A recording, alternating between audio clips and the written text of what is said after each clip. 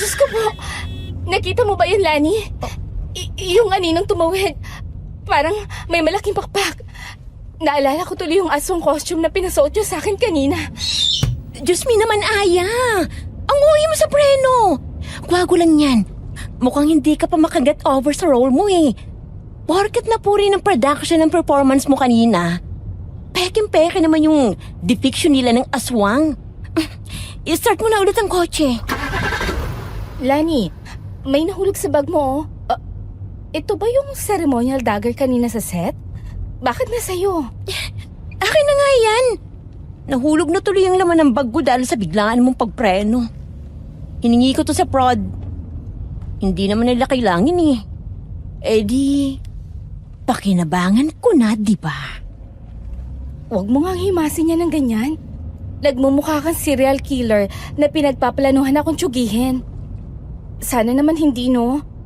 Tinanggap ko lang ang lead role sa aswang indie film na yon dahil mas mukha kang Diyosa kaysa sa aswang. Talaga ba? Masyado akong maganda para maging aswang? Huwag kang mag-alala, Aya. Wala akong galit sa'yo. Ang totoo nga niyan, sobra ako nag-enjoy bilang assistant mo. Sobra. Na kahit sa kabilang buhay, susundin kita bilang assistant mo.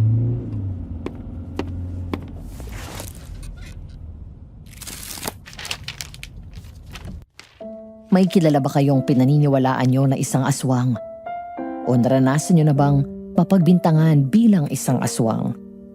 Ilapag nyo sa Comsec ang inyong sagot at ating pag-usapan. Kung bakit iyan ang aming pambungad, dahil konektado yan sa ating liham na babasahin ngayon. Ito'y mula sa ating masugid na taga-subaybay na nagngangalang Kelvin.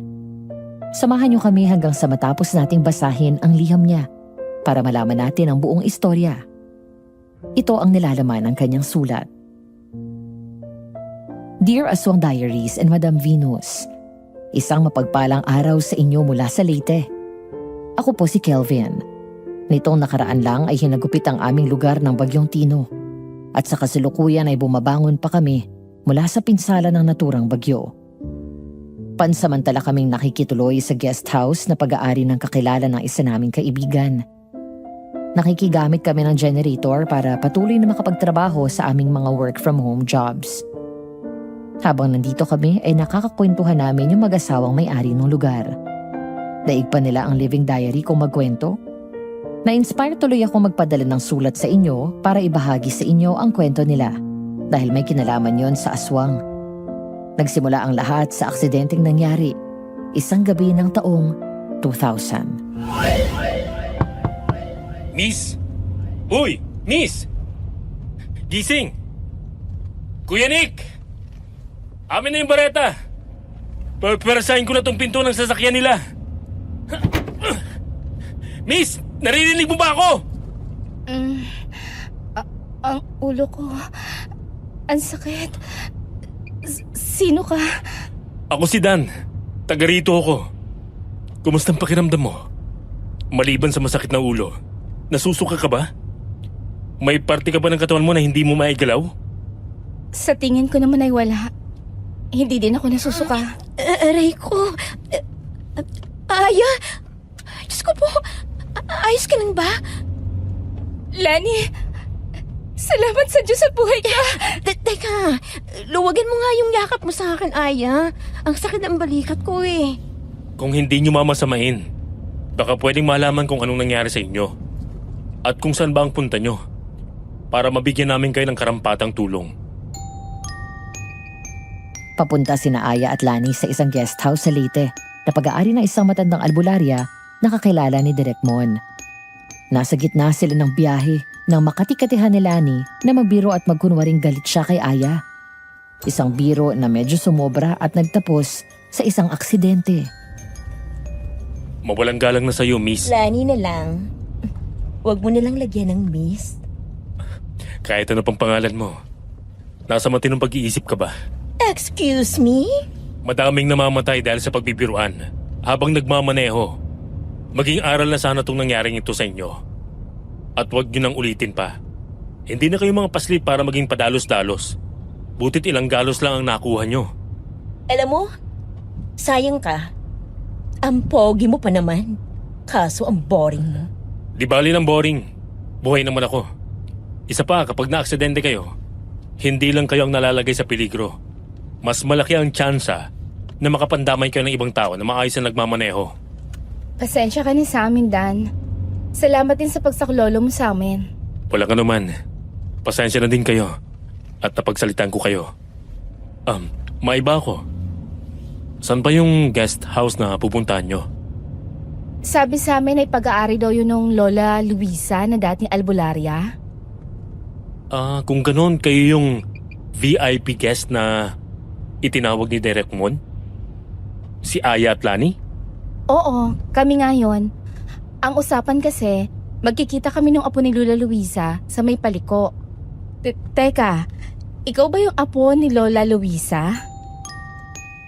Si Dan ang apo ng Lola Luisa at siya ang tumatayong tagapamahala ng guest house. Siya din ang nagmana ng pag-aalbularyo ng lola niya. Pero sa pabiro niyang salita, tinawag niyang albularyong colorum ang sarili niya.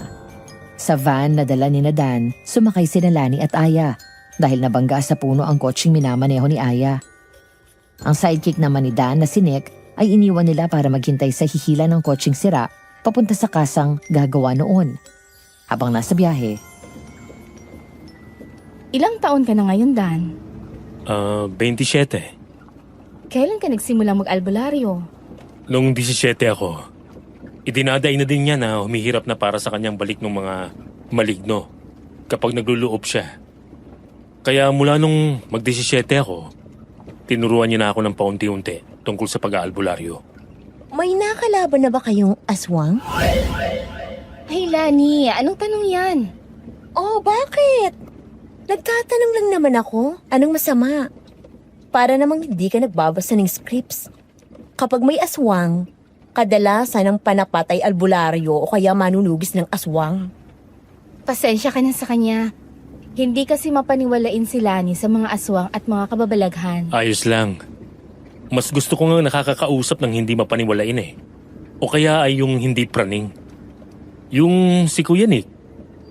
Grabe ang pagkapraning noon pagdating sa aswang. Nasaksihan kasi niya kung paanong lapayan ng aswang ang girlfriend niya. Naku po, kawawa naman. At tungkol sa tanong mo, Lani, oo. Minsan na akong nakakalaban ng aswang. Pero si Lola Luisa ang tumapos sa kanya. At sa pakiramdam ko, malapit-lapit na akong makaharap ulit ng isa pa. Ganon. Ingat ka. Baka maisahan ka. Hindi kung akong una makaisa sa kanya. ipinagtaka ni Aya ang palitan niya na Dan at Lani. Ang dating kasi sa kanya, parang may ibang pinupunto ang sinasabi ng dalawa. Pero agad din naman niya yung ipinagsawalang bahala. Inisip niyang baka sa dami ng script ng indie film na ipinapaaral sa kanya ni Direk Mon ay naiimpluwensyahan na noon ang pag-iisip niya, kaya lahat na lang ibinibigyan niya ng kahulugan. Tuluyan ang nawala sa isipan niya yon nang makarating sila sa guest house. Nandito na tayo. Wow, ang ganda naman. Kaya pala hindi malimutan ni Direk ang lugar na to. Kasi talagang nakaka-relax. At malayo nga sa ingay. Ay, ano yun? Aso? Bruno! Namiss mo ba ako? Ang cute naman niya. Oo, train dito. Isa din siya sa silbing bantay nitong guest house. Gusto mo ba siyang hipuin? Mabait yan. Sige. Bruno? O, sit. Huwag kang malikot muna ha. Pahipo ka kay Aya. Hello, Bruno. Teka, Aya. Huwag kang basta lalapit. Wala kang dapat ipag-alala, Lani. Mabait naman si Bruno. Certified na friendly ang temperament niya. Kahit sa ibang tao. Basta hindi siya makakaramdam ng hostility o masamang balak. Bruno? Anong problema mo? Bakit siya biglang nagalit sa akin? Nasaktan ka ba, Aya? Hindi naman. Nagulat at natakot. Pero hindi naman niya ako kinagat. Dan, baka nalimutan na sabihin sa inyo ni Direk Mon. Pero hindi kasi pwede si Aya sa mga lugar na may hayop. Lalo na yung may aso at pusa. Nakita mo naman kung paano siya sinungitan ng friendly mong aso. Ganun ba? Pasensya na. Hayaan nyo. Doon na lang muna siya sa doghouse niya. Pasensya ka na, Aya, ha? Tapos noon tumuloy na sila sa guest house. Inaayos nila ang mga gamit nila bago sila kumain ng masarap na hapunan na inihanda ng chambermaid at kusinera na nagpakilala bilang Norma. Sa gitna ng pagkain nila, hindi pa din malimutan ni Lani ang nangyari na may kinalaman dun sa aso. Kaya hindi niya pinalampas ang pagkakataon na sermonan si Aya nung silang dalawa na lang ang nasa labas. Sigurado ka ba na hindi ka nasaktan kanina, Aya? Huwag mong ipagsawalang bahala. Kahit daplis na kagat lang, dapat kang magpaturok. Masyado kang nag-aalala, Lani. Nagiging katunog ka na ni Direk Mon. Hay nako, magiging demonyo na naman yun kapag nalaman yung aksidente natin at yung sa aso. Alam mo naman yun, basta tungkol sa'yo. Yung sa aksidente, wala tayong magagawa kung di sabihin kay Direk. Kailangan natin ng pantubo sa sasakyan. At sa kanya din nakapangalan yun. Pero yung sa aso, baka naman pwedeng ibigay mo na sa akin. Type mo yung kolorum na albularyong sedan, ano? Ayaw mong ipaalam yung tungkol sa aso kasi baka kung anong gawin ni Derek. Masyadong halata ba? Nakakahiya naman. Hindi naman masyado. Mas ako pa nga ang mapagkakamalang trip ang kumag na yun eh. Tipo mo din ba siya, Lani? Kung ganon, Huwag mong gagawin yung balak mong pagpaparaya, Aya. Sasaktan talaga kita. Oo, tipo ko din si Dan. Pero gusto ko kung magugustuhan din niya ako dahil sa nakita niya talaga ako. Hindi dahil may uhugin kagaya mo ang nagparaya. hindi ako uhugin ano? Magkasing tanda lang kaya tayo. Payag ka ba, Aya? May the best girls gets the guy? Para sa acting role mo. This time, fair nang magiging labanan. Dahil hindi makakapakialam si Derek Mon.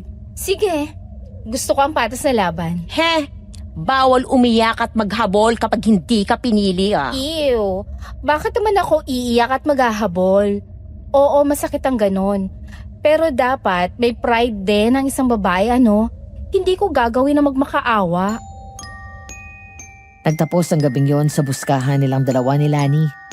Pero hindi nila inasahan ang nangyari nung nag-umaga. Bandang 5:00 noon, nasa kalagitnaan ng sarap ng tulog nila, sina Lani at Aya, nang biglang gumungit ang hiyaw ni Nick mula sa likod ng guest house. Bruno! Anong nangyari sa'yo? Ano yun? Sinong sumisigaw? Aya, gising, bilis! Bakit, Lani? Anong problema? Bakit may sumisigaw? Aya, anong ginawa mo? Ha? Ano ibig mong sabihin? Tingnan mong higaan mo. Puro dugo. Sinuyod ng tingin ni Aya ang kabuuan ng kanyang kama at nang hilakbot siya sa kanyang nakita. Ang kanyang buong kama ay naliligo sa dugo at may hawak siyang kulyar ng aso na duguan din. Maging ang kanyang mga pisngi ay nanlalagkit gawa ng dugo. Dito! Ito mga patak ng dugodan. May ilang balahibo pa ni Bruno, oh. Saglit lang, Kuya Nick. Huwag kang pumasok basta-basta sa guest house. May VIP guest tayo dyan. VIP o kung sino man Poncio Pilato pa yan. May pumatay sa alaga natin. Saka ako na po problemahan yan. Ang mahalaga ay mahuli natin kung sinong pumatay kay Bruno. Aya, bilis. Pumunta ka sa banyo. Kuya Nick, kwarto na ng guest yan. Anong nangyari dito? Sinubukan ni Aya na magsalita para magpaliwanag pero bigla siyang nasami dahil may naramdaman siyang may nakaharang sa may loob ng bibig niya.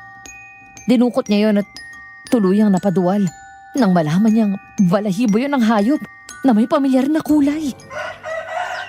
Naku po, Aya. Ano yung nakuha mo sa bibig mo? Hindi ko alam. Balahibo yan ni Bruno. Pinatay mo siya. Hindi. Wala akong alam. Sinungaling. Hayan na ang ebidensya sa kamay mo. Kulyar yan ni Bruno. Puro dugo yung kamay mo. At may bakas pa ng dugo sa bibig mo. Nilapa mo siya. Kumalma muna tayong lahat. Aya, kukunin ko na tong kulyar. Magbihis ka na muna. Kayo ni Lani. Dahil mukhang mga nakapantulog pa kayo. Kapag handa na kayo makipag-usap, nasa kusina lang kami nitong guest house. Tayo na, Kuya Nick. Huwag kang makaisip-isip na tumakas, Aswang. Hahagarin talaga kita hanggang sa dulo ng mundo. Ano nang gagawin ko? Kagaya ng sinabi ni Dan, magbihis na muna tayo. Gawin natin presentable ang ating mga sarili at makipag-usap sa kanila. Pupunta na ako sa silid ko para magbihis. Kumilos ka na din. Nang maiwang mag-isa si Aya sa sarili niyang silid, ay hinablot niya ang kobrekama ng kanyang higaan at ibinilumbon yun para hindi niya makita ang mga patak ng dugo. Pagkatapos dali-dali siyang naligo. Halos magsugat ang kanyang mga kamay dahil sa diin ng pagkuskus niya. Maging ang kanyang gilagid nagdudugo na rin sa diin ng pagsisipilyo niya. Dahil pilit niyang inaalis ang lansa na sa palagay niya hindi na maaalis pa. Nang sa wakas ay lumabas na siya para puntahan sina Dan at Nick, doon niya nakita ang mga patak ng dugo sa sahig ng guest house na papunta sa kwarto niya. Abot-abot ang kilabot niya habang papunta siya ng kusina. At nang makarating siya doon, Dan, ayun na yung aswang. Hindi ako aswang. Katulad ng aso ninyo na biniktima ng kung sino, biktima din ako sa sitwasyon na to. Ha! Biktima. Pwe! Ang iba maluloko mo, pero ako hindi ako. Hindi kami ni Dan. Huling-huli ka na. Hawak mo ang kulyar ng aso. May dugo at balahibo ni Bruno ang loob ng bibig mo. Sige, ipaliwanag mo yon. Hindi ko din alam. Nagising na lang ako sa sitwasyong yon. Sino ka ba naman ang mag-iinala sa'yo? Bukod sa maamo ang mukha mo, ay lagi pang mahinahong ka kung magsalita. Laking tuwa mo siguro sa tuwing gaganap kang aswang. Dahil na ilalabas mo kung sino ka talaga. Ah, ganun. Mukhang kahit ano namang paliwanag ang gawin ko sa'yo, ay hindi mo pakikinggan. E di sige, Aya? tututuhanin ko na. Kakainin kita! Ah! Tulong! Lalapain niyo ako! Tulong! Sabi na aswang ka! Anong nangyayari dito? dahil sa inis, tinakot ni Aya si Nick. Nag-internalize siya na isa siyang aswang at umarte siya na atakihin ito. Dahil sa takot, biglang napatayo si Nick sa silya niya. Dahilan para matumbayan at lumagpak sa sahig. Yun ang eksenang dinatna ni Direk Mon na nung oras na yon ay may kasamang production crew. Sabay-sabay na napalingon silang apat sa mga bagong dating. Baka pwedeng may magpaliwanag sa inyo ng nangyayari dito. Hindi ang para kayong mga kalapating ulaga na nag-aabang na sa buya ng hinimay na tinapay. He! Anong sinasabi ninyong magaling? Sana sa harap ng kamera ay dinadala ni Ayay ang sinasabi ninyong galing niya sa pag-aarte bilang aswang. Pasensya na kayo, Direk Mon. May nangyari kasi kanina lang na hindi inaasahan na nauwi sa kunting hindi pagkakaunawaan. Kaya nauwi sa eksenang dinatnan nyo. At sino ka namang hinayupa ka na sumasali sa usapan? Ako si Dan, ang namamahala sa guest house na to ngayon. Hindi kita kilala. Nasaan si Lola Luisa? Siya ang kausap ko nang magpabook ako dito. Apo niya ako. Nasa Maynila si Lola Luisa. Annual check-up niya. Ha? Parang ngayon lang ako nakarinig ng albularyang nagpapatingin sa doktor. Sabi ni Lola, kung sa pagsubok sa buhay, unang paghingi ng awa sa Diyos at dapat samahan ng pagkilos ng tao. Kung sa sakit naman ng katawan, ang sakit na kailangan ng siyensya ay patingnan sa doktor. Lohikal talagang matandang yon. Pero ikaw, isa kang gonggong. Ano tinayaan mo na masangkot sa ganitong gulo ang VIP guest ninyo dito? Ikinuwento ni Dan kay Direk Mon ang nangyari. Nag-pitch in din si Nalani at Aya ng panig nila. Ang production crew naman na kasama ni Direk Mon ay pumunta sa likod ng bahay para kumuha ng mga larawan. Nang matapos ang pagkukwento, This is perfect! Anong perfect? I was harassed. Hindi pa natin alam kung sino o anong may gawa ng nangyari. Kaya nga perfect. Dahil pwede nating i-add ang element na to sa horror angle ng indie film na pinaghahandaan kong gawing pasabog. This will be huge! Huge! Prod, mag-ready na kayo. I-re-reenact natin yung nangyaring insidente. Patay pa din ang aso namin. Ganun na lang ba yun? Magiging eksena na lang sa pelikula ang pagkamatay ng aso namin si Bruno? Bibigyan ko kayo ng 2 pedigree breeds. Isang German Shepherd, katulad ng luray-luray ninyong alaga sa labas, at isang Labrador. I'll compensate you na din. Siguro naman, ang 20,000 ay sapat na bilang blood money. Hindi nila nalaman kung sino ang pumaslang kay Bruno, pero nagkaayos sila dahil sa offer na binigay ni Direk. Ang planong reenactment na nangyaring eksena noong umaga ay isinagawa nila at sinamahan na rin ng ilang aswang scenes. Nang matapos ang shooting ay gabi na. Nasa may poolside sina Dan at Nick ng mga oras na yon at nag-uusap.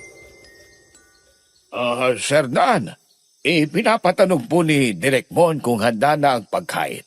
Ano bang oras daw po ay matatapos na sila doon sa loob? Kuya Dan na lang o kaya Dan ang itawag mo sa akin.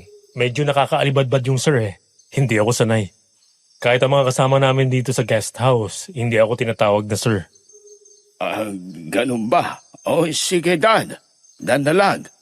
Ako naman si Jay. Driver ako ni Direk Mon at silbing alalay na din.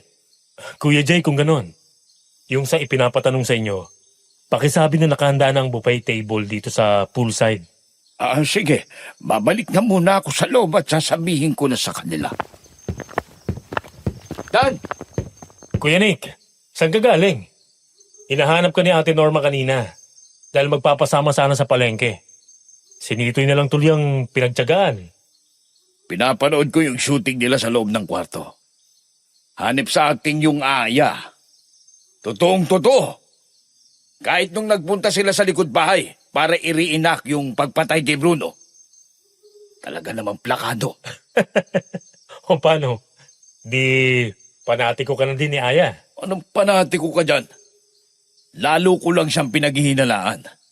Dahil alam kong props lang yung aso. Pinaghalong gelatin, sago at strawberry syrup yung nilalanta kanyang lamang loob.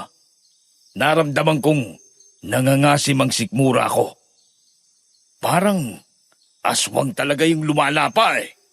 Kuya Nick, alam kong may trauma ka pa sa pagkakasaksi mo sa paglapa ng aswang sa girlfriend mo. Pero sana naman, matutunan mong makilala ang nagkukunwari sa hindi. Matanong nga kita dyan, Dan. Malakas ang tama mo dong kay Aya, no? Saan naman nanggaling yan? Dahil di pang reporter kung makatanong ah. Ako hindi mo malaloko, Dan. Grabe ang pagtatanggol mo eh. Nagiging patas lang ako. Sabi nga, di ba? Innocent until proven guilty. Gusto ka din ng assistant niya na si Lani. Hindi ako interesado. Maganda kung may pagpipilian ka. Reserba ba? Para kapag palyang isa, meron kang backup. Paano kung yung backup ang may problema? Anong sinasabi mo, Dan? Kulang! Nakukulangan ako!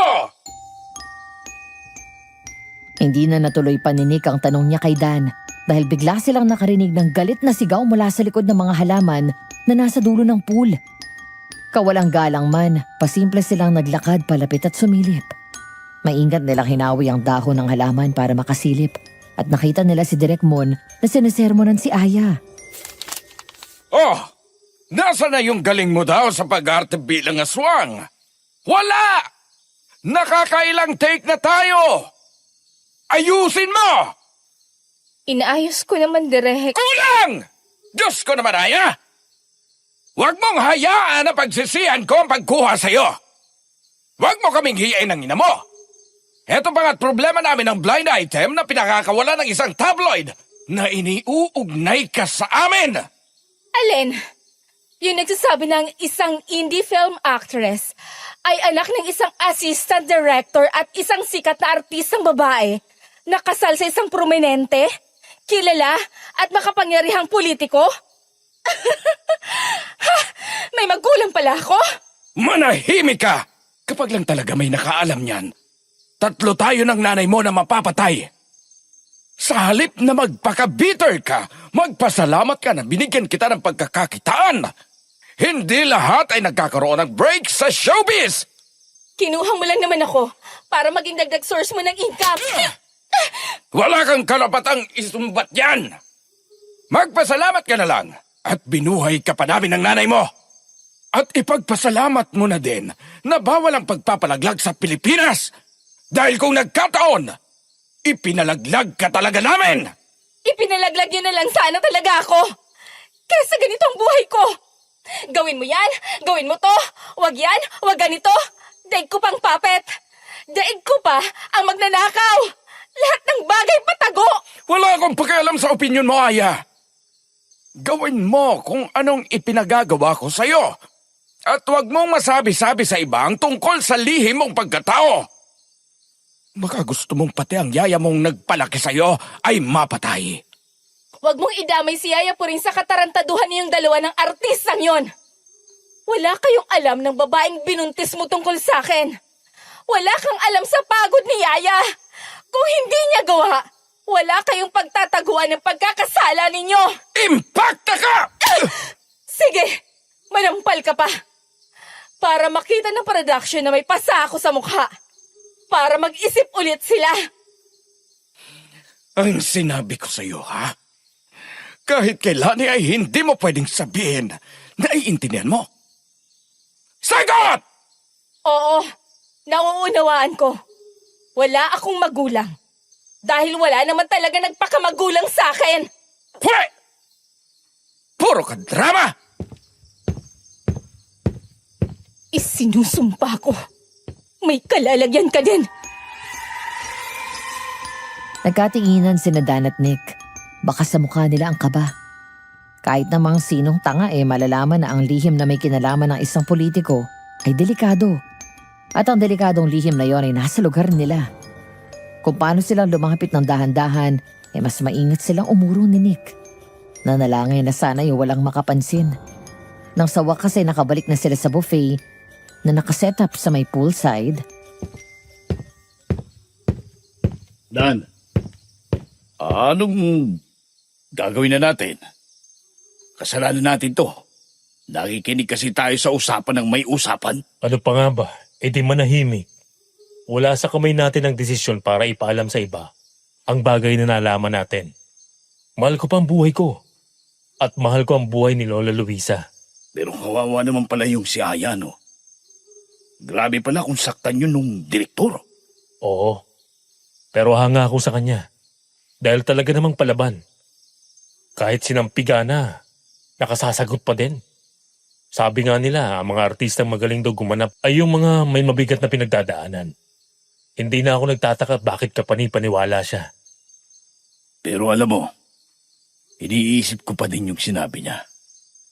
Yung may kalalagyan ka din na ibinulong niya nung paalis na si Direk Mon.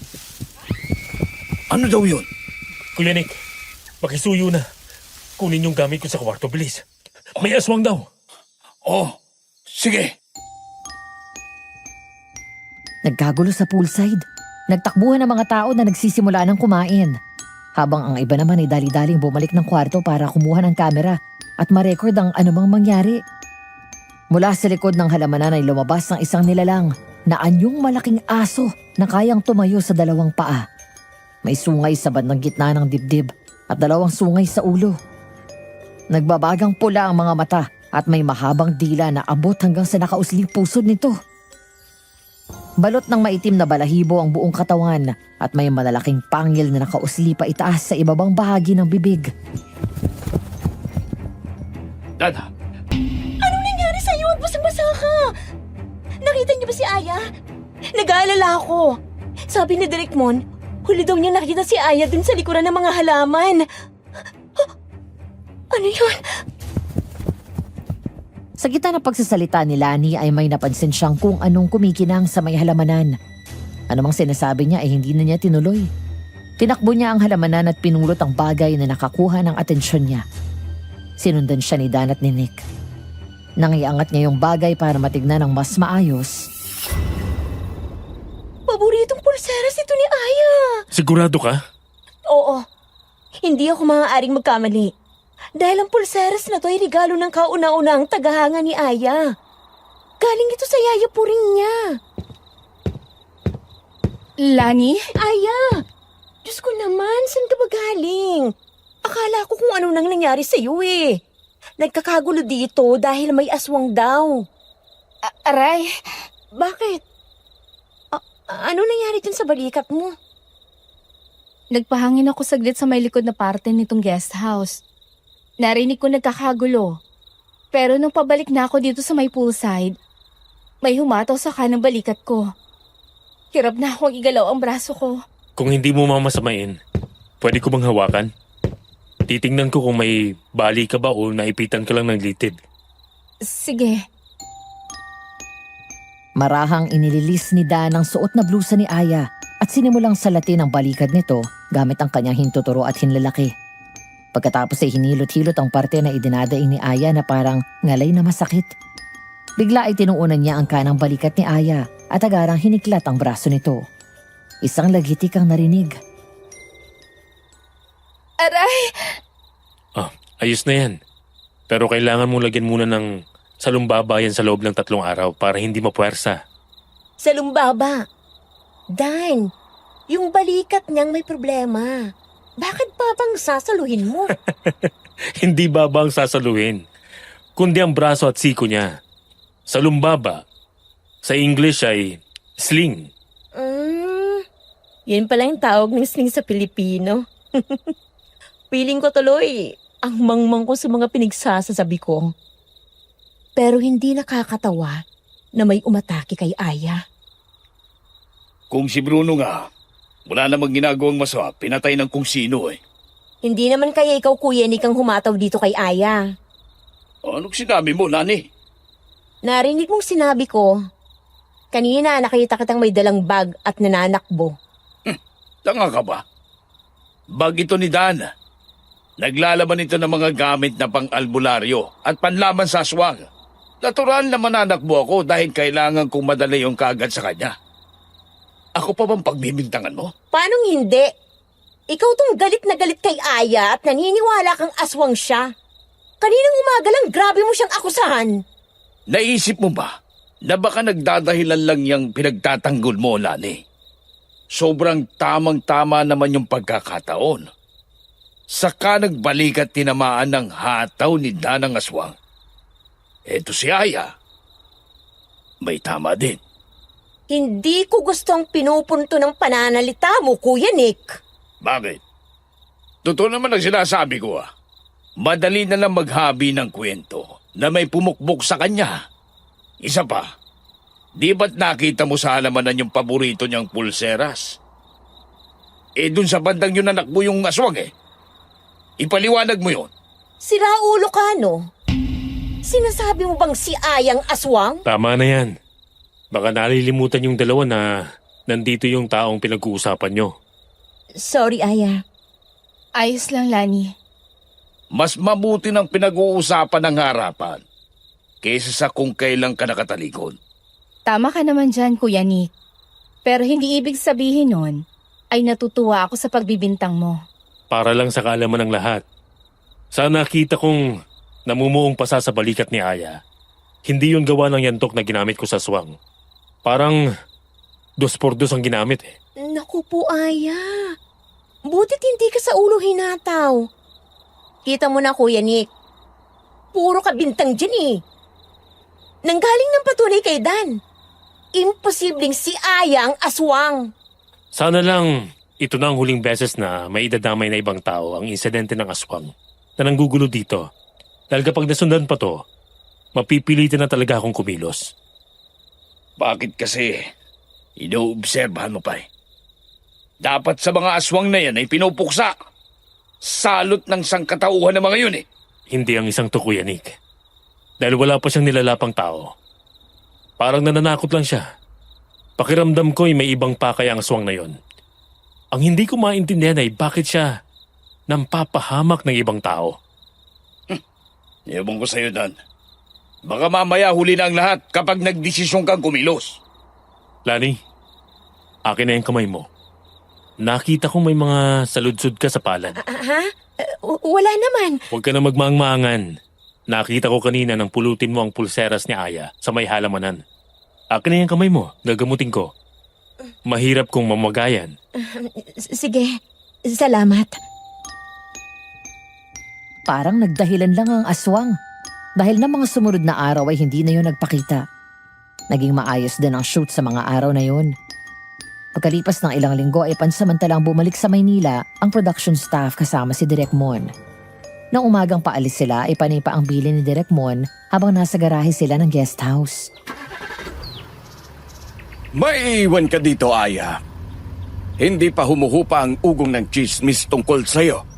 Ako nang bahala sa kanya, Direk. Hindi. Dahil isasama kita.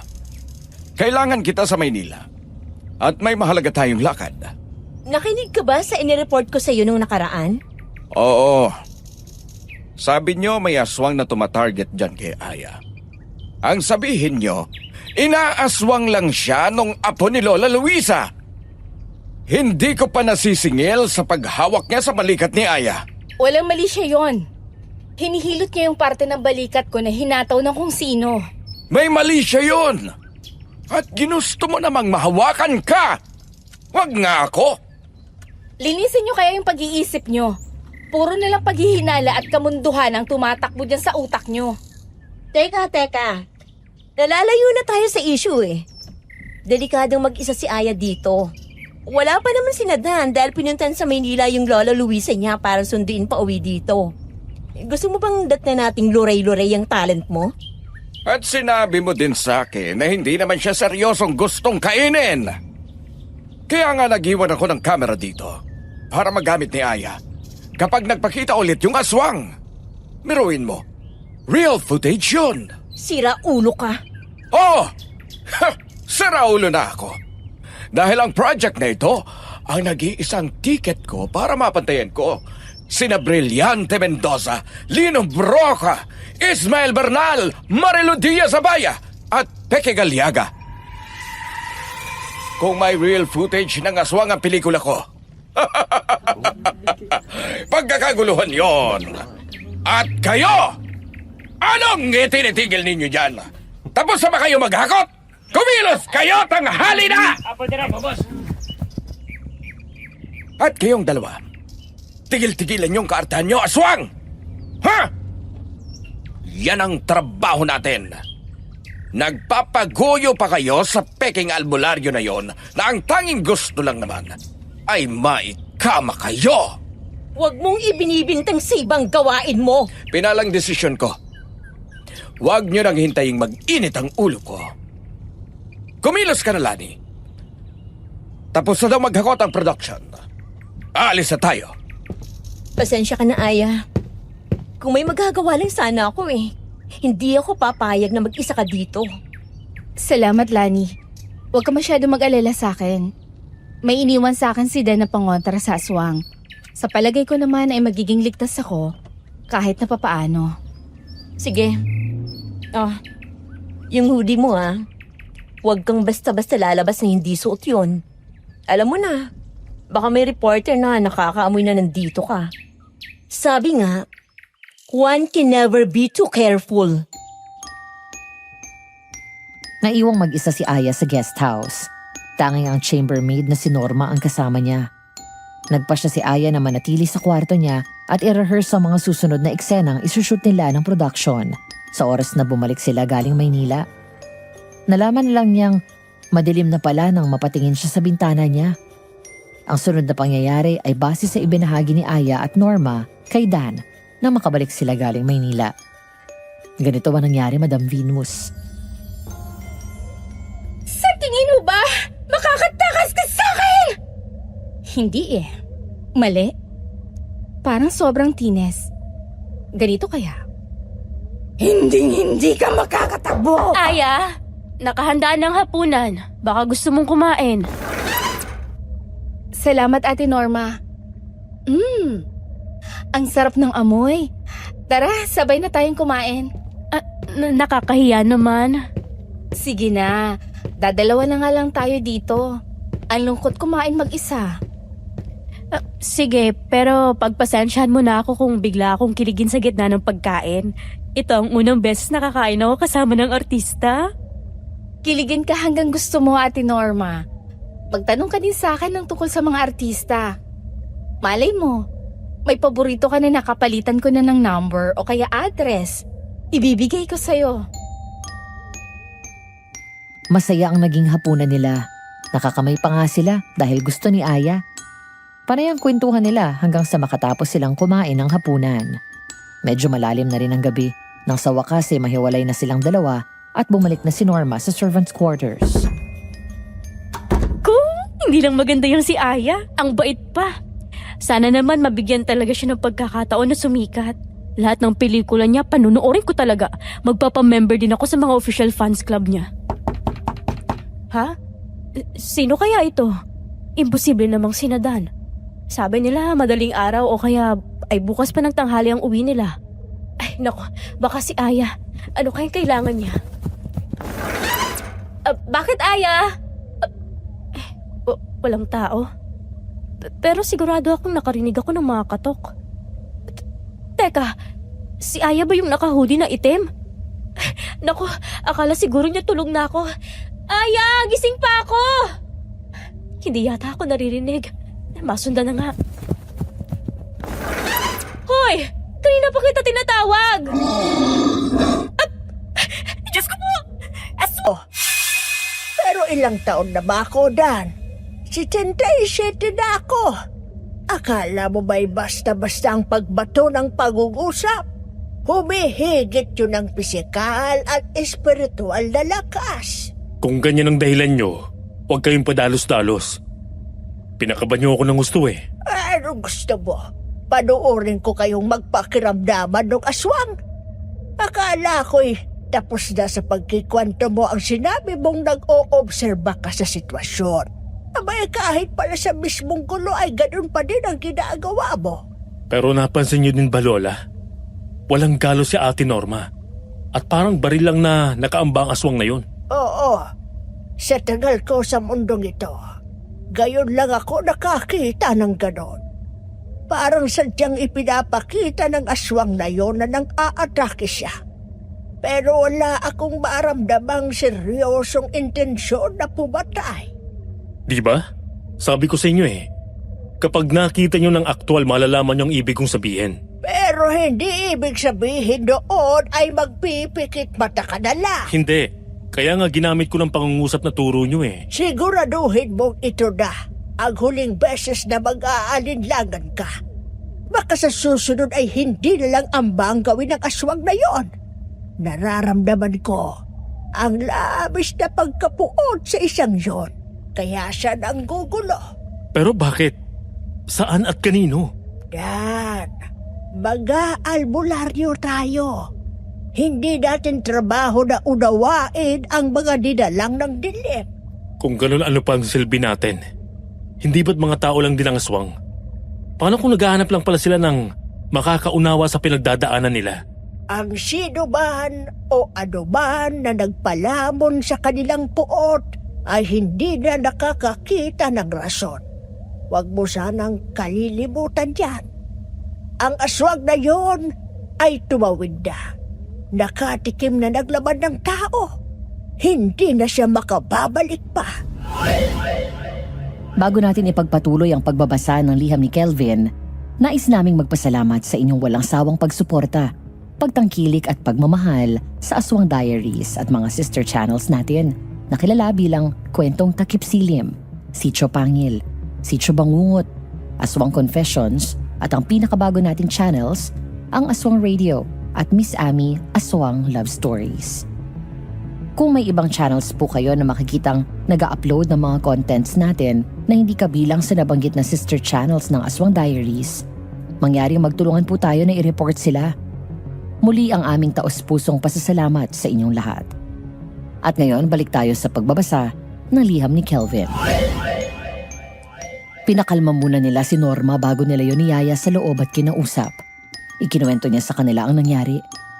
Nang matapos ang pagbabahagi nito, ay pinagpahinga na nila siya at sila-sila na lang ang nag-usap.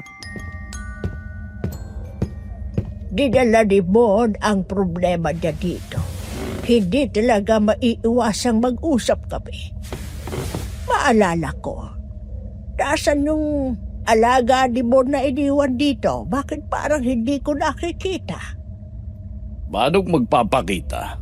Pinatikim ni Dan ang bugbog. Hindi yan magpapakita.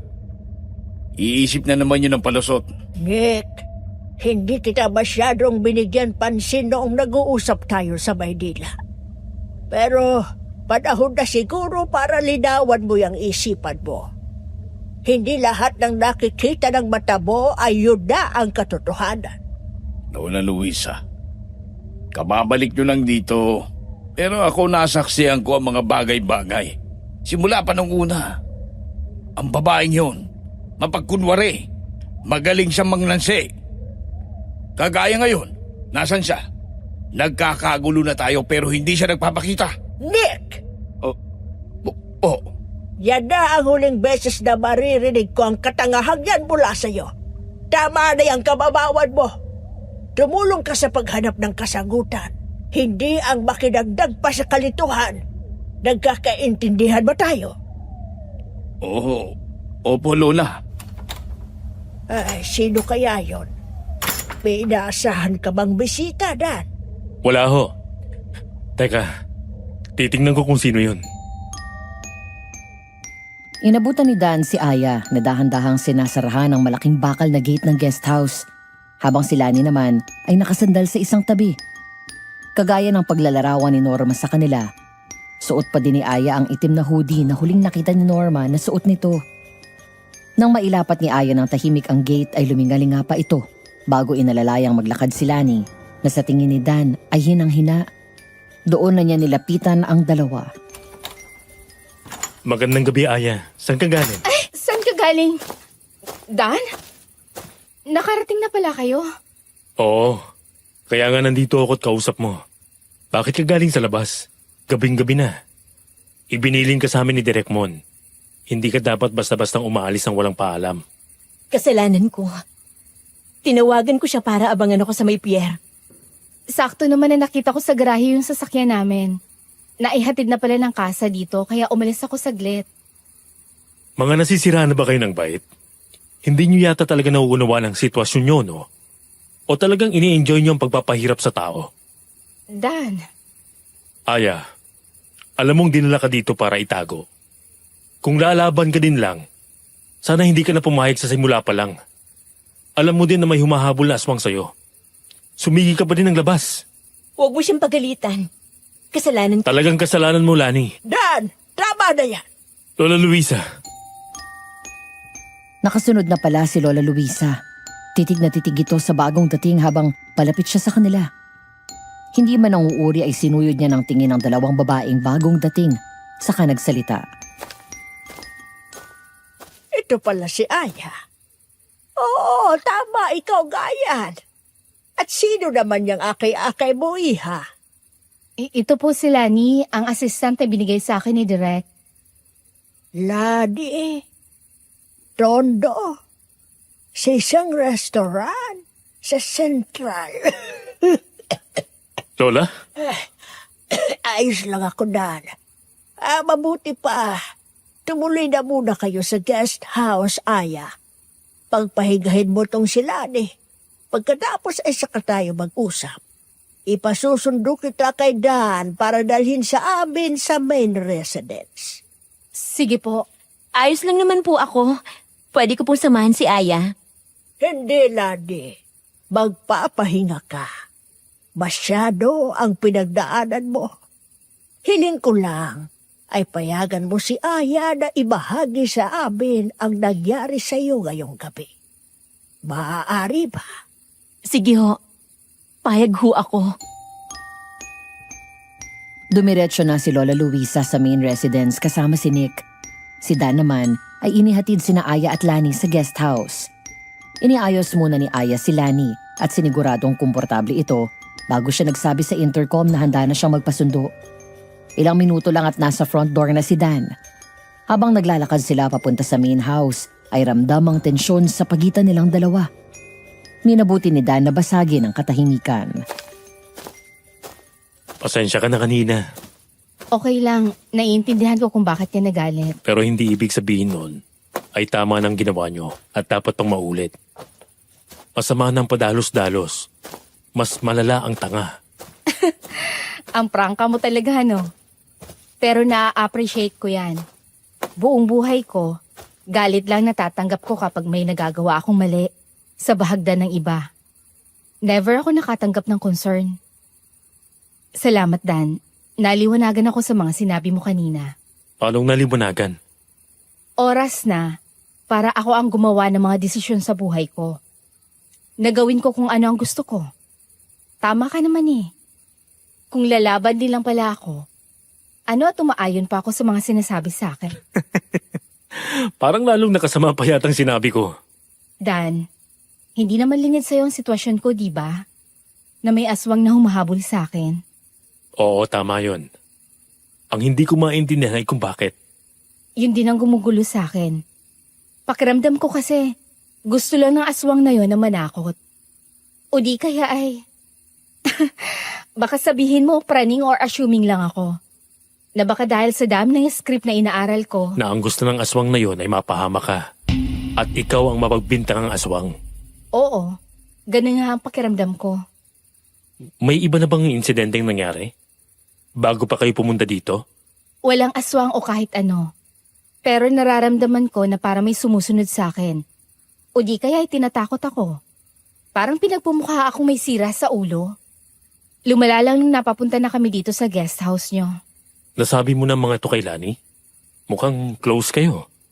Minsan, nagsumbong ako kay Direk Mon. Napagalitan lang ako at pinagbantaan na ipapa-psychiatrist. Si Lani naman, nakinig siya sa akin. Pero dahil sa parang ako lang yung nakakakita at nakararanas, ipinagpalagay niya na hallucinations lang. Ang hirap ng kalagayan mo.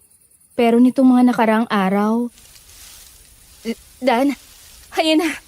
Ganitong-ganito kapag may mangyayaring kakaiba sa akin. Nagiging masangsang ang hangin.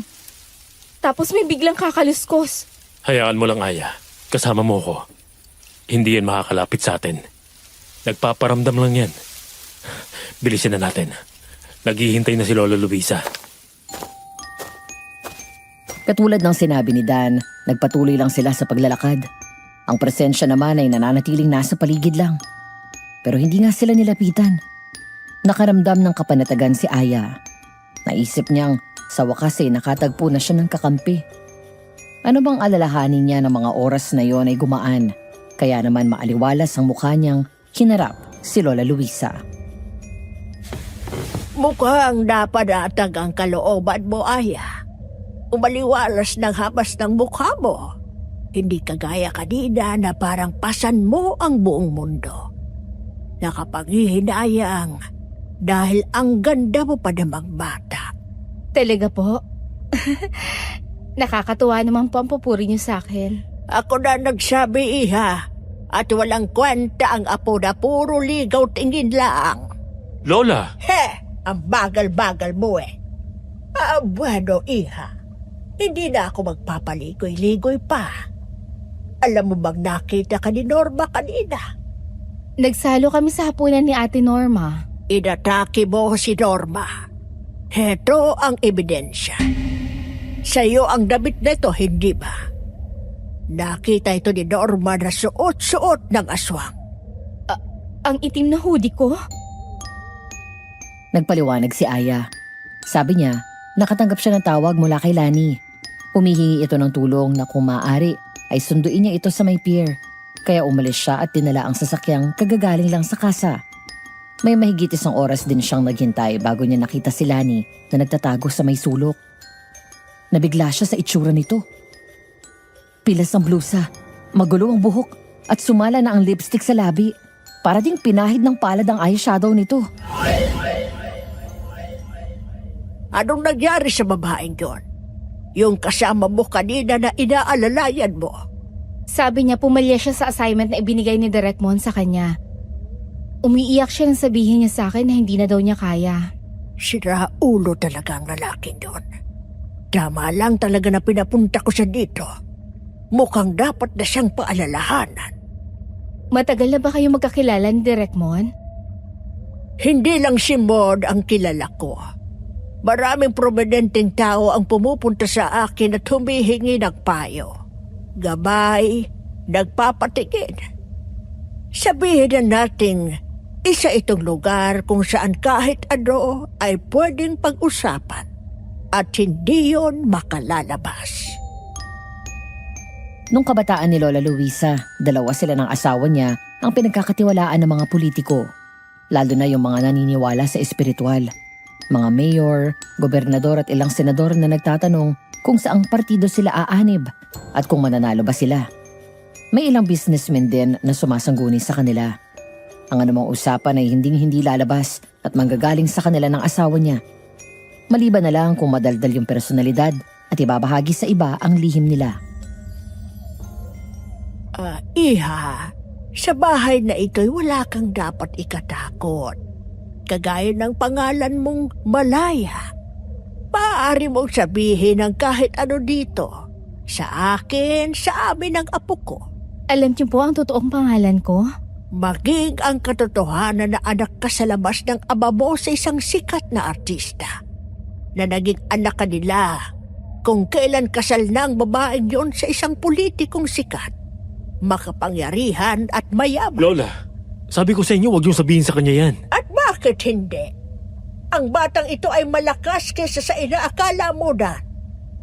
Hindi ba, Iha?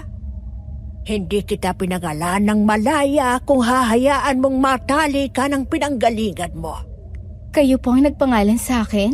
Oo, dahil ang gunggong mong ama at ang ulaga mong ina ay nagpunta dito. Kung maaari daw na tulungan ko sila, ako ang nagpakilala sa kanila kay Puring. Ang dami naman ng pangalan, Lola. Bakit Malaya? Dahil ang batang ito, masalimuot man ang sitwasyon ng kanyang pinanggalingan, ay gusto kong makaranas ng masayang buhay na magkaroon siya ng sarili niyang desisyon. Ang palad ko naman. May mga kakampi pa pala ako. Akala ko talaga nag-iisa lang ako. Sana lang ay katulad mo ang iba, Aya, na kahit anong bigat ng sitwasyon ay nakakikita din sila ng pag-asa at hindi nagpapalamon sa kadiliman. Sa paraan ng pagsasalita ninyo, mukhang pare-pareho lang tayo ng iniisip.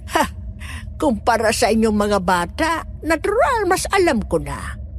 Sadyang walang kwenta lang talaga yung ama mo na hindi marunong makinig. Binalaan ko na siya doon pero nagtingang kawali lang siya. At gayon, lumaki na ang problema. Aya, ano na ang desisyon mo? Kung kailangan mo ng tulong namin. Gusto ko munang humingi ng panahon, Dan. Sa inyo ni Lola Luisa. Alam kong isa itong katangahan. Pero gusto ko siyang bigyan ng pagkakataon. Parehong-pareho kayo nitong apo ko. Bahala na nga kayo. Basta kapag nagdesisyon na kayo, tandaan nyo, huwag na kayong uurong.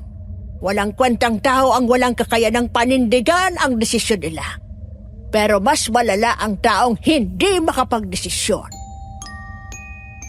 Natapos ang usapan nila at ipinahatid na ni Lola Luisa kay Dan si Aya. Tahimik ulit sila pabalik sa guest house pero wala nang tensyon. Yun nga lang, panay naman ang tapon ng tingin ni Dan kay Aya. Dahilan para maging prangka si Aya at harapin si Dan.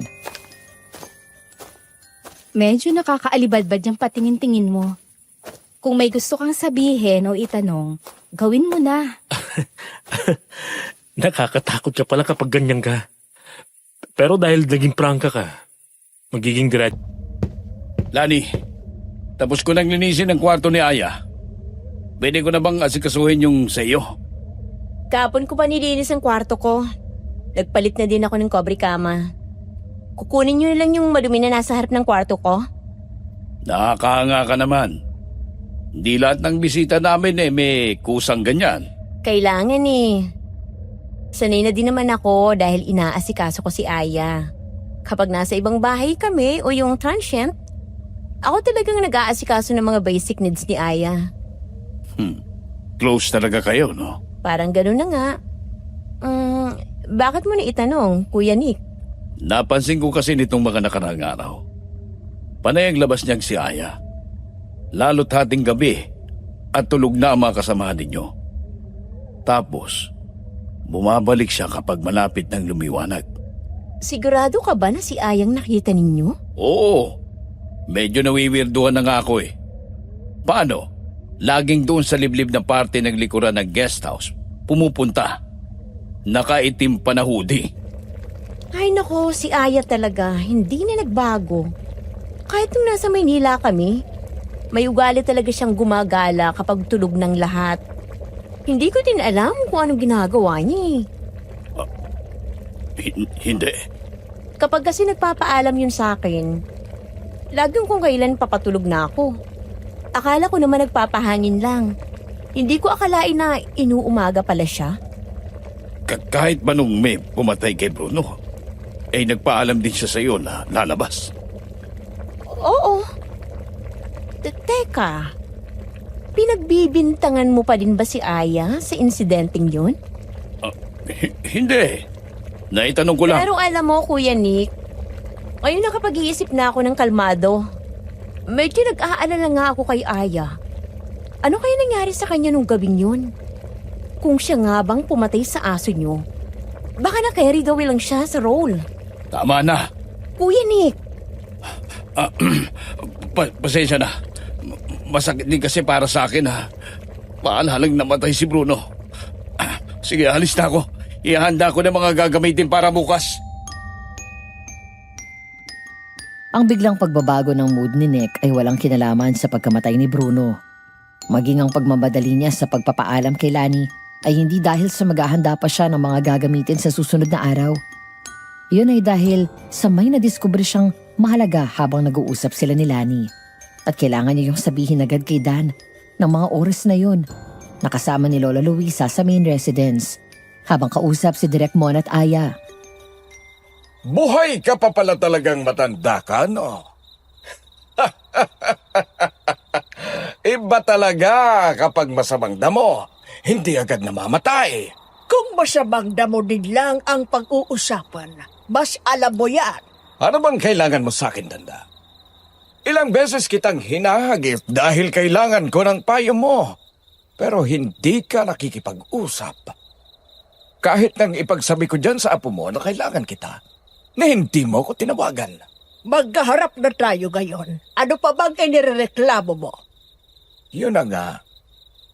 Kung kailan shoot namin, tsaka mo ko ipapatawag ng ganito. Ano bang sabi ng bolang kristal mo at para namang buhay at kamatayan ang nakasalalay sa sasabihin mo? Oo, buhay at kamatayan talaga. Pero hindi ng iba kung di sa'yo. Nagulyanin ka na yata, Tanda.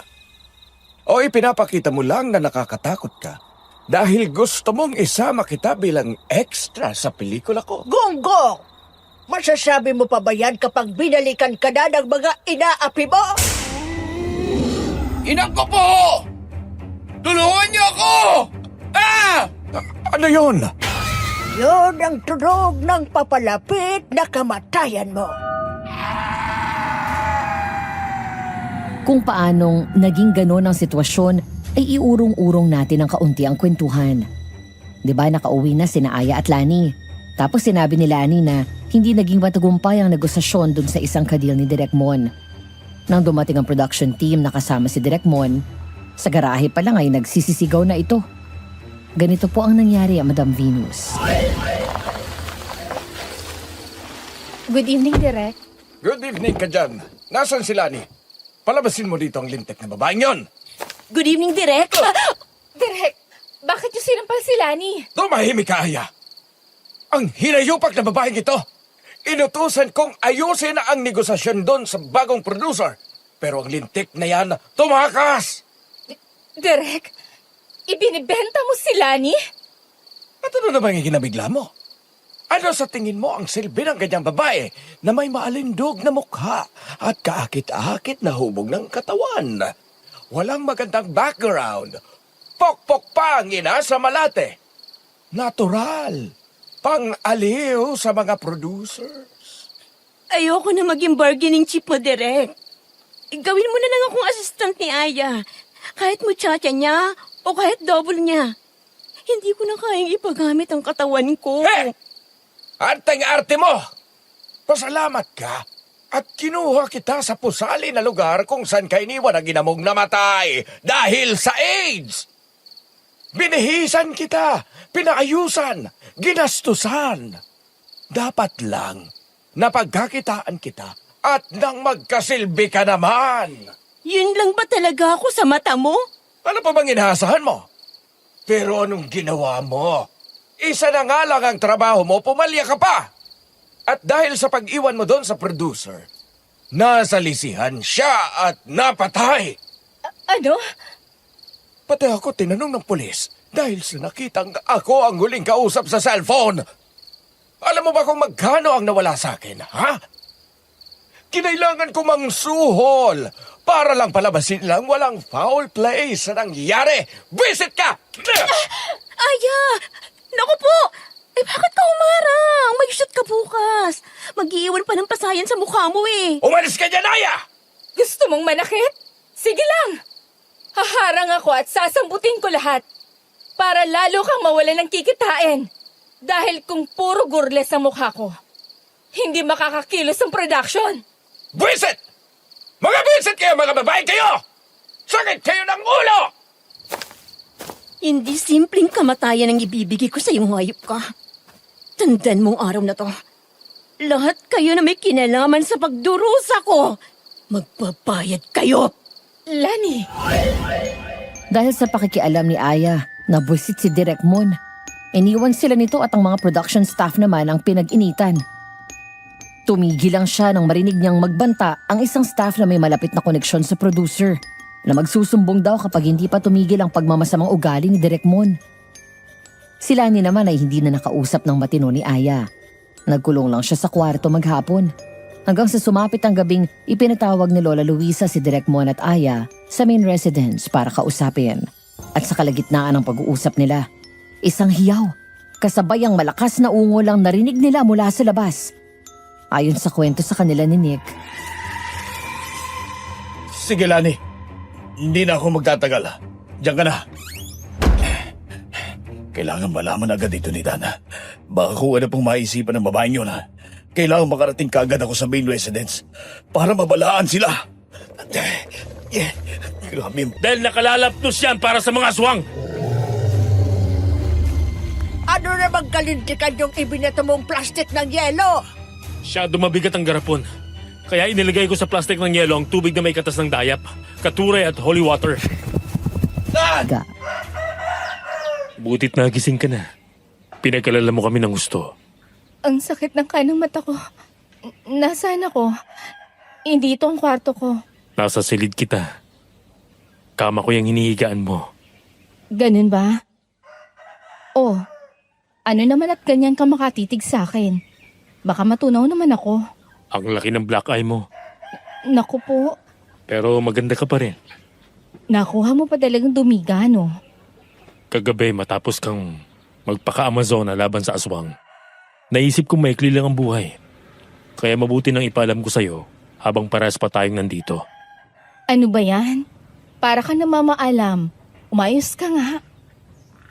Pero alam mo, napahanga mo ko. Akala ko ikaw yung tipong basta na lang aasa sa kabutihan ng isang tao na lahat makukuha sa pag-uusap. Hindi ko akalaing kaya mong manakit. Ayokong saktan si Lani. Pero ayokong tuluyan siyang lamunin ng kasamaan na namamahay sa kanya dahil sa hayop na lalaking yon. Nasa kamalasan ay naging biological father ko. Namin. Anak ko yung nasa loob ng kwarto. Malay ba natin kung may ginagawa ng milagro ang dalawang yon? Kapag nabuntis si Aya, hindi siya makakalabas sa kahit anong pelikula. Kung makapagsalita ka, akala mo naman ang laki ng projects mo. Puro indie lang naman na hindi pa sumikat-sikat. Paano alisin mo nga yung utak mo sa putikan? Kahit tanda mo na'y ubod ka pa ng bastos. mula sa labas ng kwarto ay narinig ni Dan at Aya na nagpupumilit pumasok si Direk Moon. Nagkatinginan sila ni Dan at bahagyang napatawa. Pero ang magandang eksenang yon ay agad na naglaho nang pabalagbag na bumukas ng pinto at dire-diretsyong sumugod sa kwarto si Direk Moon para lang bigyan ng matunog na sampal si Aya. Huwag mo siyang saktan! Huwag kang makialam kung paano ko situin ang anak ko. Mon, huwag kang manakit. kahit pa anak mo yang si Aya, hindi ko kukonsintihin ang pananakit dito sa pamabahay ko. Sinabihan kita, Aya. Natuluyan mo ang babaeng yon. Ano at sinaksak mo lang sa balikat at hindi mo nilaslasan ng leeg! Nagawa mo ang sakyan sa likod! Anak mo din siya. Sinasabi mo bang patayin ko ang sarili kong kapatid? Isa lang ang pagkakasala ang pagkakapanganak sa akin. Gusto mo pang gumawa ako ng kasalanan? Paano mong nalaman? Kailan pa? Narinig ko nang minsan mo siyang sumbatan habang nasa dressing room ako. Akala ko, hanggang sa salita mo lang kaya mga abuso. Yun pala, ibinibenta mo din siya. Baboy ka! He! Wala kang karamatang pagsalitan ako. Lalo't nakikinabang ka sa akin. Hindi! Mali ka! Ikaw ang nakikinabang sa akin. Sa amin ni Lani. Hindi ko ginusto maging artista. Pinilit mo ako. Katulad ng pamimilit mo kay Lani na ilako ang katawan niya kapalit ng mga projects na sinusungkit mo. Wala kang respeto! Ang respeto, ibinibigay, hindi hinihingi. At para sa lalaking katulad mo na walang kakayanang maging maayos na ama, at tanging pagbaril ng similya ang alam, walang respeto ang nararapat sa'yo! Matapang! Tingnan natin kung hanggang saan ka, Aya. Ano mang paglaban mo sa akin, ay hindi mo ako matatakasan. Hindi mo ako matatanggihan. Huwag mo akong subukin! Kaya kitang talikuran. At kapag dumating ang pagkakataon na yon, magmakaawa ka man, hinding-hindi kita dadamayan kahit pa nasa bingit ka ng kamatayan! Pero sadya yatang mapaglaro ang tadhana. Dahil kahit ayaw na ni Aya na magtrabaho, ay alam niya na may responsibilidad siya sa buong team. Hindi tama na idamay niya ang project dahil lang sa personal na problema nila. May mga tao na umaasa lang sa project. Kung mag-iinarte siya, kawawa naman yung mga kakalamang sikmura kung makancel. Kaya naman ang pagsapit ng gabi at lumapit ang production team para sabihing call time na. Tahimik na dumating si Aya sa set na nasa liblib na parte sa likod ng guest house. Buti na lang at aswang scene ang gagawin nila. Kaya hindi masyadong naging problema ang black eye ni Aya. Laces! Lights! Camera! Action! Ano yun? Cut! Ano yon? Aswang sin ito! May narinig akong iba eh. Gaga! Talagang may maririnig ka. Alangan namang wala. Natural. Maglalagay ng sound effects. Mga bastos! Sinong gagawin nag-play ng sound effects? Eto tagsasalita pa ako. Take 5 na muna tayo. Pinag-iinit niyong ulo ko. At ikaw, Aya, umayos ka. Puro kayo kalintikan! Nasa set din noon sina Dan at Nick. Nag-oobserba sila. Hindi nag-iinarte lang si Aya. Totoong may ibang presensya sa set. Hindi lang matukoy pa ni Dan ang saktong lokasyon. Ang sinabing sound effects ni Direk Mon hindi galing sa mga speaker. Bagkus galing sa paligid. Nang umalis si Aya papuntang dressing room, ay ganito ang naging takbo ng usapan ni Nick at Dan. Dan, sabihin na ba natin kay Aya? Ano yung kulunang lang sa bote? Nasa malapit lang ang aswang. Sa tingin ko hindi na kailangan. Napansin nga niyang kakaiba sa paligid. Susundan ba natin si Aya? Bulis siya sa set eh. Gustuin ko man. Mas mabuti na sigurong wag. Mukhang pumunta siya sa dressing room. Pangit naman kung sasamahan natin siya hanggang doon. Hindi naman tayo mga babae. Pero napasin mo ba?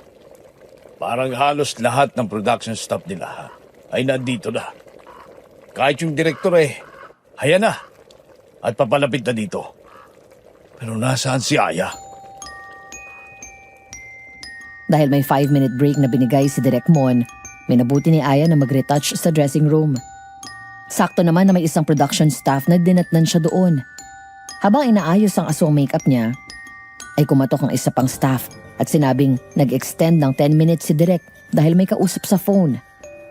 Nang matapos ang pagre-retouch, nagpaalam ang staff kay Aya dahil may aasikasuhin pa itong props. Salamat sa pagtulong sa akin, Jen. Katukin mo lang ako kapag call time na. Makapag-rehearse nga ng konti. Kadiliman!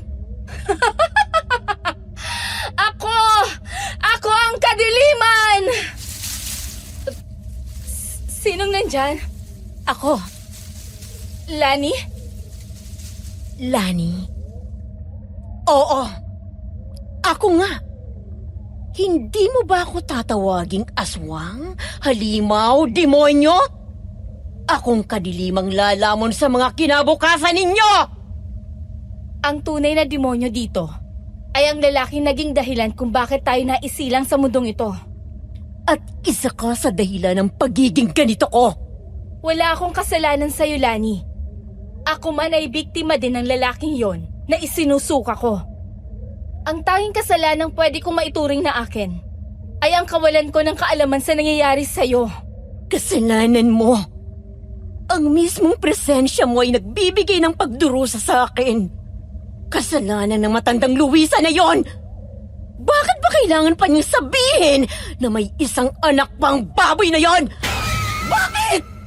Nauunawaan ko ang sama ng loob mo, Lani. Nauunawaan mo? Talaga? Bakit? Naranasan mo bang ibenta sa mga lalaki? Naranasan mo ba nang unang tumikim sa murang katawan mo sa edad na 16 ay isang 62 na producer? Hindi. Gusto kong rimarim na nasa mukha mo, Aya. Naranasan ko ding pagpasasaan ng grupo ng mga lalaki para lang makuha ng hayop na yon ang pagiging assistant director sa isang historical film na kilala kahit sa abroad. Nito ko lang nalaman ang ginagawa niya sa'yo, Lani. Oo! Yun na nga! Wala kang alam! Kaya wag mong masabi-sabi na naunawaan mo ko! Plastic! Walang naisagot si Aya sa mga sinabi ni Lani. Alala na baka sinusugod siya ng aswang na si Lani. Nabigla ang mga tao sa set na nasa liblib na parte ng guest house dahil nagmukhang mas makatotohanan ang aswang makeup ni Aya. Si Direk Mo naman ay hindi napigilan na isatinig ang tuwa na nakita. Bravo! Ganyan nga! Mukhang mabibigyan ko si Jen ng bonus. Nagmukhang totoo ang makeup mo, Aya. Tama na yan! Pinuri ko na nga kayo. Gusto niyo pang purihin ang mga sarili ninyo. Pumwesto na kayo. Clapper! And... action! Ang tagal kong umasa na mamahalin mo din ako. Ganyan nga. Sige, Aya. Ibigay mo ng todo. Pero hindi yun dumating. Ibinugong mo ako kung kani-kanino. Ginawa mo pa akong alila ng isa pang anak mo. Cut! Teka!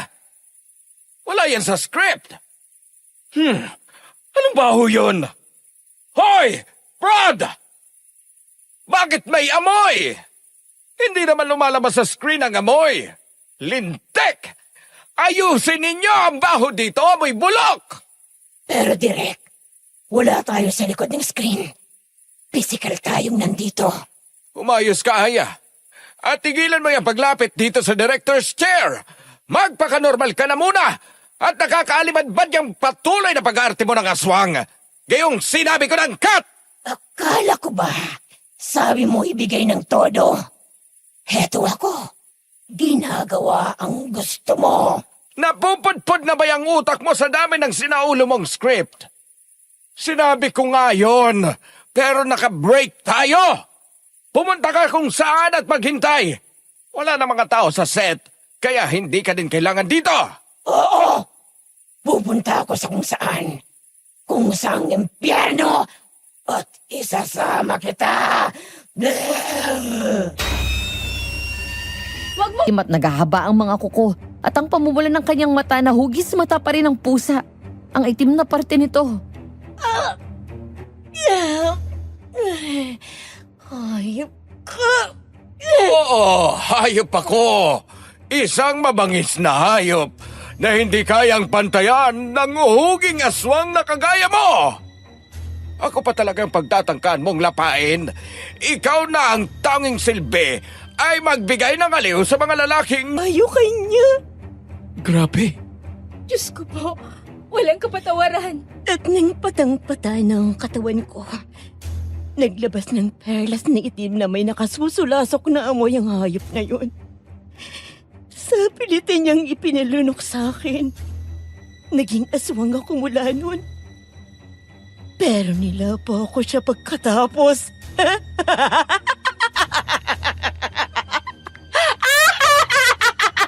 Baliw ka na! Hindi na ako magtataka kung pinatay mo ang producer na hiniling na i-date ka. Oo! Baliw na ako. Isa akong aswang na nabaliw dahil sa pagkapot ko sa kalupitan ng tadhana. At oo! Ako nga ang pumatay sa manyak na yon. Masaya ba na madawit ang pangalan mo sa krimen? Ha? Dapat sa'yo ay paslangin! Katapusan mo ng hayop ka! Lumingon si Direk Mon sa gawi kung saan nakatayo si Aya at Dan. Biglang nagkaroon ng ningning ng pag-asa ang mata niya. Gamit ang dalawang braso niya, pilit niyang pinigilan ang mga kagat ni Lani at humingi ng tulong kina Aya at Dan. Aya! Tulungan niyo ako ni Dan! Huwag niyong hayaan na malapa ako ng impactagaswang na ito! Bigyan mo ko ng isang magandang dahilan. Bakit ko tutulungan ang hayop na kagaya mo? Aba mo ako! Dugot laman kita! Anak mo din si Lani. Wala ka talagang kwenta. Ang tanging alam mo lang ay mambuntis ng babae. Pero ang magpakama, masahol ka pa sa demonyo. Binaboy mo siya! Anak! Aya! Tulong! Tulong! Nilalaban na niya ako! Aya! Huwag, Lani! Bawa ka! Huwag! Huwag! Iting mapayapa ang mukha nito.